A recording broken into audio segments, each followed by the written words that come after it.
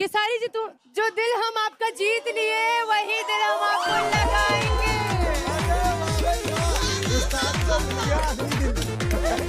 हम बेकल ग्राउंड में आए हैं मंजिल लेके। क्या बात है। आए थे एक लेकर, जाएंगे डबल दिल लेकर। अब मैं बताती हूँ रीजन। गाइस रीजन तो जान लो। इनको ये दिल देने का रीजन ये है क्योंकि इन्होंने पहले कहा कि मैं इनका दिल चुरा ली हूँ, तो मैंने सोचा रिटर्न दे दे, हम रखते नहीं है कभी किसी का कुछ। लेकिन आपको मैं एक एक्स्ट्रा इमोटिकॉन दूंगी। ऐसा ही होता है, लड़की से दिल लगाओ ना मुंबई की, यही हाल होता है। ये लो आप पे सूट करेगा। आज ऑफिशियली ये खेसारी भाई हो गए।